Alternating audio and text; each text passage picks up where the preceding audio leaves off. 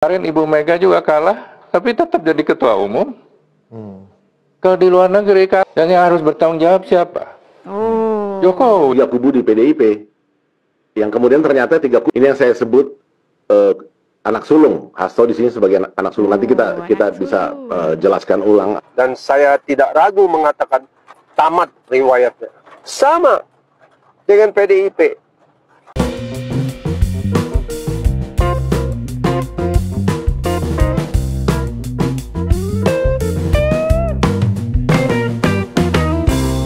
Assalamualaikum warahmatullahi wabarakatuh. Shalom, Om Swastiastu, Namo Buddhaya, salam kebajikan, salam sejahtera bagi kita semua. Kembali lagi dengan saya di sini Leonardo Sirait di channel kesayangan kita ini, Sirait Media. Buat teman-teman yang baru tahu channel ini, tolong bantu subscribe, klik tombol subscribe dan like videonya, bagikan di grup-grup WhatsApp teman-teman ya. Oke teman-teman, kali ini kita akan membahas hal yang sangat menarik untuk kita simak bersama-sama. Jokowi tidak bisa disamakan dengan PDIP ya. Banyak sekali simpang siur yang belakangan ini kita dengar, dan juga banyak sekali isu apalagi muncul untuk tertuju kepada Pak Jokowi. Tapi perlu kita ingatkan lagi teman-teman, dari banyaknya isu-isu yang simpang siur dengan kecanggihan teknologi, apalagi dengan kecanggihan orang-orang mengelola kata-katanya gitu ya, yang merasa menjadi korban juga banyak gitu. Kita perlu cerdas untuk memilah-milah informasi teman-teman. Kenapa? Karena ada beberapa isu yang belakangan tersebar justru sebenarnya menunjukkan bagaimana sisi gelap dari penyebar itu. Kali ini ada spesifik saya mengatakan PDIP, kira-kira gimana sih sisi gelapnya gitu ya. Oke, langsung aja kita saksikan dulu video berikut ini. Prabowo merasa tidak pernah diajak berdiskusi tentang perkembangan perjanjian batu tulis yang diteken jelang Pilpres 2009 silam. Kalau Anda di pihak saya, kira-kira kalau Anda manusia dan Anda di pihak saya, kira-kira kecewa atau tidak? Kecewa. Ya Anda pasti, menilai saja. Jelas banget itu. Saya sudah minta, ya cukup lama lah, beberapa bulan gitu.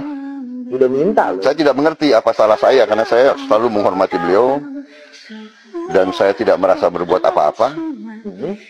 Saya menjaga karena saya ingin kebaikan untuk negara dan bangsa kita ya. Jiwa besar banget sih Bapak ini. Prabowo menilai wajar jika perjanjian berubah, namun ia mempertanyakan ketiadaan informasi tentang perubahan rencana partai berlambang benteng moncong putih PDIP. Nah lo, Padahal salah satu poin perjanjian batu tulis adalah dukungan Ketua Umum PDIP terhadap pencalonan Prabowo Subianto sebagai calon presiden tahun ini. Suatu perjanjian kan antara dua pihak yang kalau hubungannya baik, kalau memang tadinya mau ada perjanjian sebenarnya. Akhiri,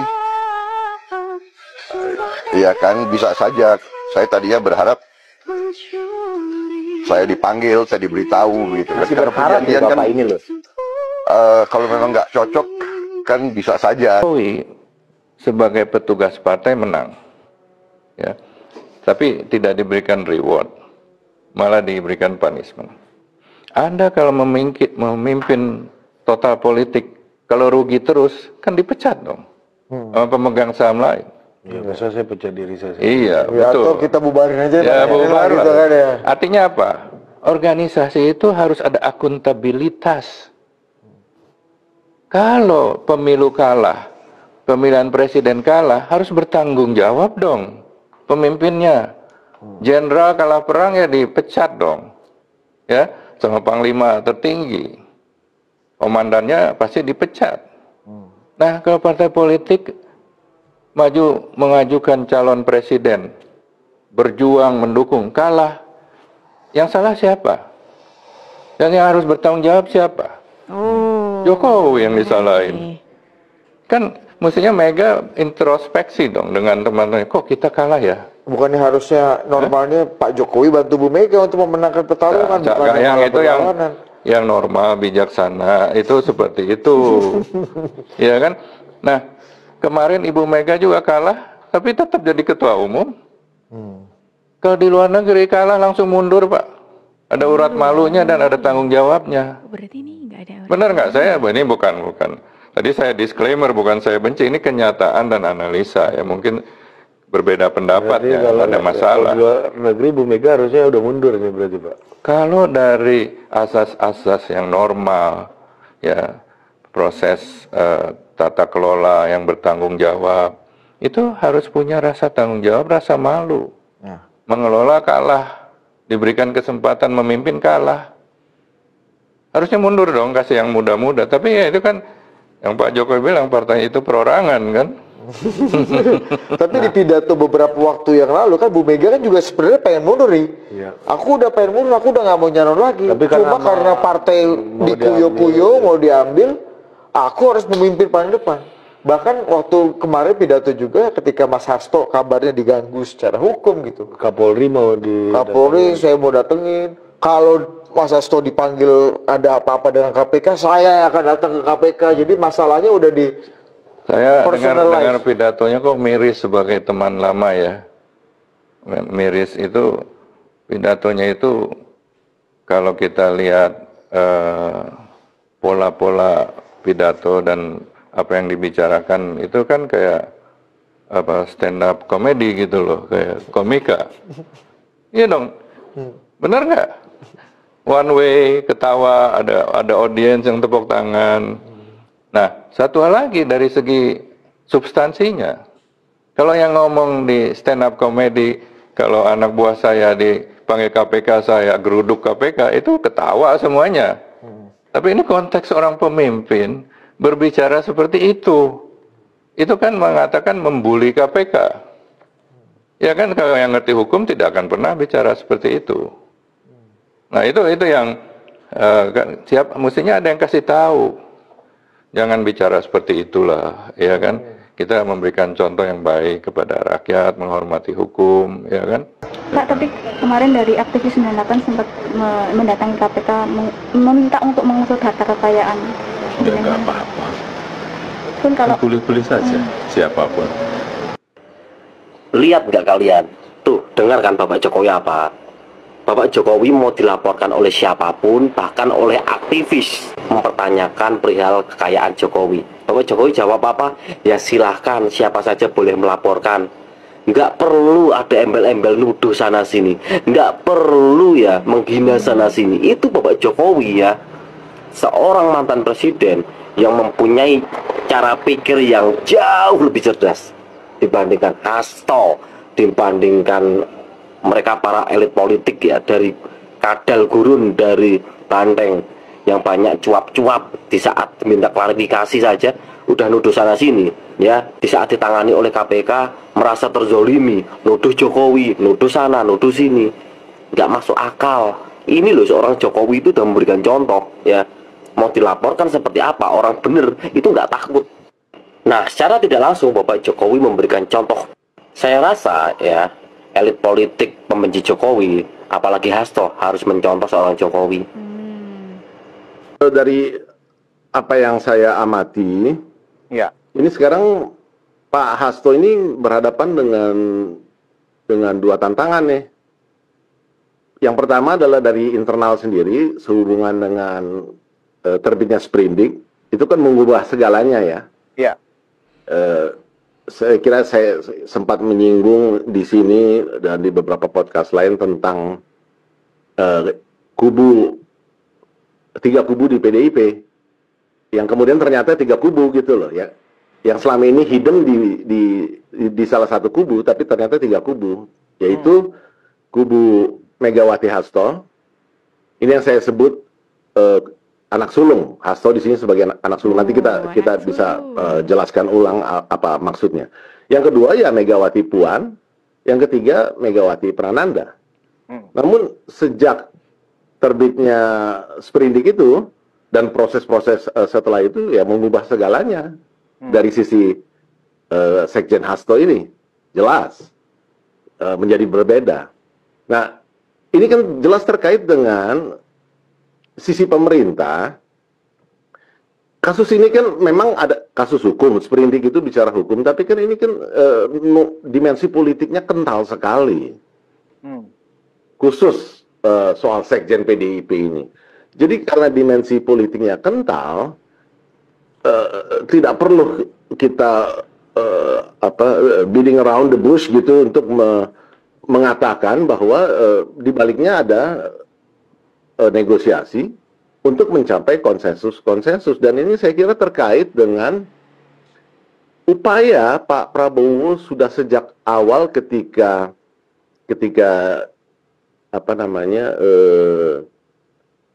real count KPU itu final, kan langsung manuver untuk melakukan komunikasi politik dan PDIP menjadi salah satu yang prioritas. Tapi kemudian dalam prosesnya ini kan dilakukan melalui Pak Dasko dan Bu Puan Maharani. Tapi kan bolak-balik kalau kita perhatikan pemberitaan tentang kapan ketemunya Megawati, Ibu Mega dan Pak Prabowo itu kan nggak terjadi sampai hari ini kan. Ya. Tapi yang bisa menjadi point of analysis adalah kalimat menunya udah set, tinggal tempatnya. Nah, menu udah set ini yang saya kira terkait dengan yang negosiasi yang kemudian harus ditinjau ulang pasca terbitnya sprindik itu. Dan pada saat yang bersamaan beda juga dari sisi internal PDIP, posisi Sekjen Hasto ini sudah berbeda, apalagi mulai ada indikasi bahwa pertama Ibu Mega belum pernah komentar ya sejak sprindik keluar kan. Belum. Itu artinya beliau kan merenung untuk repositioning di internal ini bagaimana dari tiga kubu ini.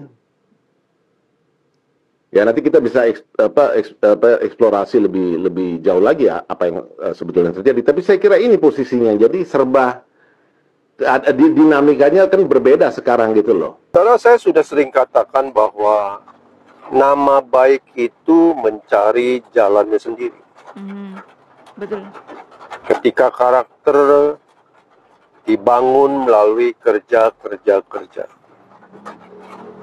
Betapa luar biasanya PDIP ingin menjatuhkan nama seorang bernama Joko Widodo. 22 tahun mengabdi bagi bangsa ini. Jadi wali kota 2 periode, gubernur 1 periode, presiden 2 periode. Saudara, hari ini kita melihat Jokowi direbutkan oleh partai besar sekelas Golkar dan Gerindra. Partai Gerindra mungkin atau bagaimana? Mau masuk ke partai kalau Gerindra terbuka. Tapi kita tentunya nggak bisa maksa beliau masuk. Ya. Saudara bisa perhatikan betapa karpet merah diberikan kepada seorang bernama Jokowi. Saudara, betapa ini sangat menyakitkan bagi jiwa yang picik seperti Megawati, Hasto, dan elit PDIP kebanyakan, dan para pembenci di bangsa ini, di negeri ini. Mereka begitu sakit hati melihat kok Jokowi sudah diupayakan, dijatuhkan, dijelekkan, difitnah oleh Tempo melalui OCCRP, tapi hasilnya bahkan makin dimuliakan. Apa yang terjadi? Saudara, baik Anda itu pembenci, baik itu Anda pengagum, atau mungkin Anda netral, ya, menjadi bagian society bangsa Indonesia. Ada satu hal yang kita harus ingat. Tidak mungkin seseorang itu difitnah, dicemoohkan, dijelekkan namanya agar jatuh dan dia meninggikan dirinya. Tidak mungkin. Tidak mungkin itu terjadi. Kita tahu dunia ini berjalan sudah ribuan tahun. Ya, society kita ini dibangun ratusan tahun. Kita melihat tokoh-tokoh yang besar yang hari ini naik namanya dan mempengaruhi begitu banyak jutaan, ratusan juta orang, bahkan miliaran orang. Dan mereka bukanlah jenis orang yang menjatuhkan nama baik orang. sejenis kelompok PDIP dan kelompok para haters dan majalah Tempo. Saya bisa katakan, dan saya tidak ragu mengatakan, Tempo tamat riwayatnya. Sama dengan PDIP.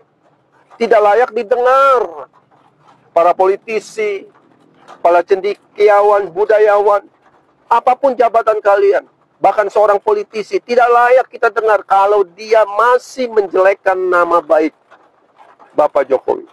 Saya bukanlah ternak Mulyono. Di verifikasi mungkin ini peresmian proyek energi terbesar di dunia mungkin yang kita resmikan, 3,5 gigawatt sekaligus.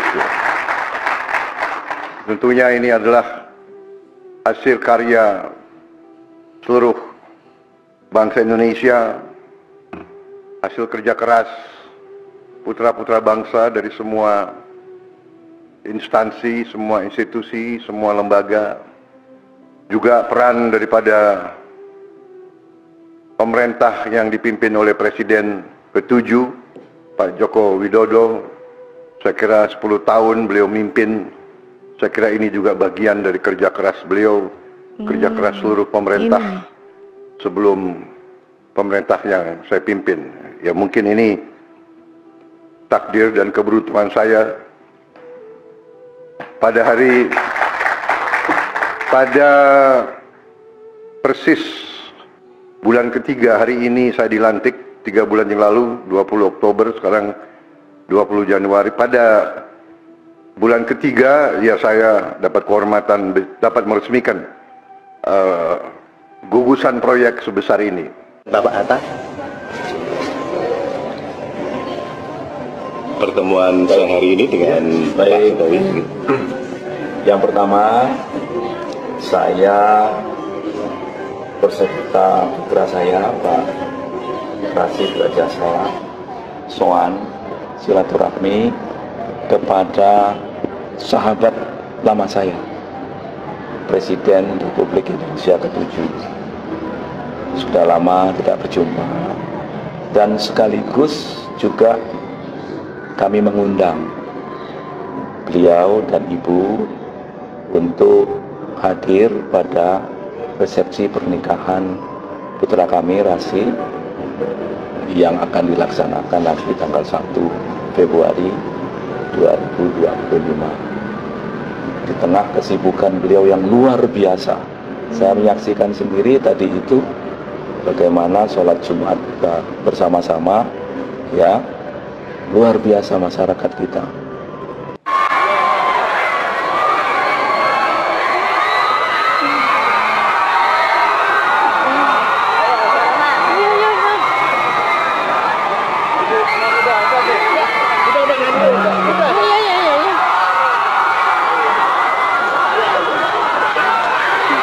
Nih sebuah contoh gitu ya, seperti yang saya bilang tadi teman-temannya, orang yang teriak menjadi korban gitu. Terus kalau kita coba melihat rekam jejaknya, dialah pelakunya. Kalau kita berbicara soal mengkhianati belakangan ini, apalagi kalau kita melihat hubungan antara PDIP dengan Pak Jokowi ya, kalian pasti pernah lah mendengarkan bagaimana PDIP menarasikan Pak Jokowi ini pengkhianat partai. Coba kalau kita tarik mundur ya, kita flashback ke belakang, PDIP lah yang pernah menjadi pelaku dari pengkhianatan dan mengkhianati janjinya sendiri kepada Pak Prabowo Subianto. Dan sekarang ketika kita melihat kenyataan ini gitu ya, kita juga pastinya tidak bisa menutup mata bagaimana efeknya Pak Jokowi masih kerasa sekali gitu ya sampai detik ini gitu. Justru PDIP menarasikan kalau Pak Jokowi ini berkhianat. Terus soal cerita masa lalu PDIP dengan Pak Prabowo bagaimana dong gitu ya. Kita saksikan dulu video berikut ini. Kita sudah melihat bagaimana Pak Prabowo Subianto yang justru ketum partai yang juga menjadi presiden saat ini menyadarkan kita untuk kesekian kalinya, teman-teman, bagaimana jasanya Pak Jokowi yang sering kali dilupakan, mentang-mentang sekarang sudah mantan presiden gitu ya, terus mentang-mentang sudah jalannya berbeda dengan PDIP lantas dibuang begitu saja.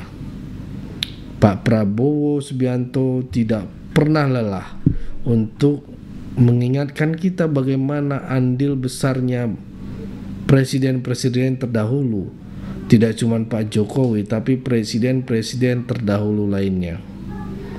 Oke, cukup segitu dulu teman-teman. Berikan tanggapan teman-teman yang menonton video ini bagaimana. Boleh berikan pendapat kalian di kolom komentar. Pesan saya pokoknya tetap jaga persatuan Indonesia. Jangan mau dipecah belah, jangan mau diadu domba karena NKRI harga mati. Saya Leonardo Sirait, mohon undur diri. Bye-bye.